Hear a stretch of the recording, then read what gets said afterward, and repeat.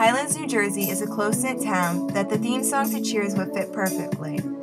Everybody really does know your name, and when you walk down the street, you're guaranteed to get a hello with a smile and a wave. The town has a population of about 5,000 people, with only 1 degree of separation. You're only a block or two away from the water. Our life is your vacation. Highlands is one of the best places to live. The dynamic in this town is one that can't ever be tampered with. That would surely be proven once Hurricane Sandy hit. Everybody knew Hurricane Sandy was coming, but after the nor'easter in 1992, nobody thought it could be worse than that. People prepared by stocking up on goods and lifting their belongings so they wouldn't be on the ground. Mandatory evacuations were announced. Some people left while others thought they could stick it out. That would be a mistake that many would soon realize. The Monday morning of Sandy, the high tide started flooding the town. It wasn't even when the worst of the storm was supposed to hit. In some areas, the water was already 2 to 3 feet high. That's when most of the remaining residents of Highlands knew it was time to get out. When the tide started to go back out and the water went down some, the local volunteer first responders went out and made 90 rescues. Whomever was fortunate enough to have family members in other towns would go there, and the rest would go to the shelter up at the high school. Luckily, there was a shelter that had opened up thanks to local town officials. After the storm passed, the people of Highlands ventured their way into town to see the destruction that was caused.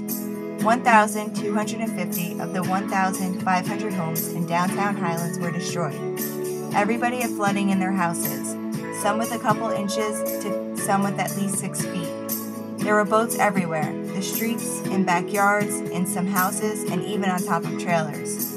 Trees ripped out of the ground from their roots, power lines down, businesses completely ripped apart. The police station, Borough Hall, and the EMT buildings were no longer. The destruction was endless. Now was the time to prove how close-knit the town really was. Nobody hesitated to lend a helping hand, and nobody would, and still hasn't, stopped until the job is done. The cleanup crew was working non-stop to get the streets clear of debris. Neighbors helping neighbors clear out houses. The local town volunteers up at the shelter putting the needs of everybody else first and not attending to their own. People driving up and down the streets passing out sandwiches and cleaning supplies. Police officers working hard to keep outsiders out of town and to protect from looting.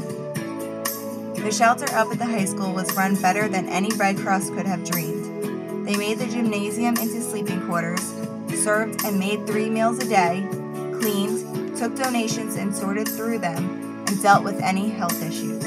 In fact, when the Red Cross finally arrived 5 days later, they commended them and admitted they could have just walked right out and left.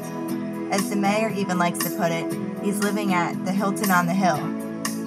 Since Hurricane Sandy hit, the community has grown stronger than ever. The amount of camaraderie and selflessness would bring tears to your eyes. Although the destruction to the town was massive and will take a very long time to rebuild, it isn't holding anybody back. We are Jersey strong, and Highlands is where the Jersey Shore begins.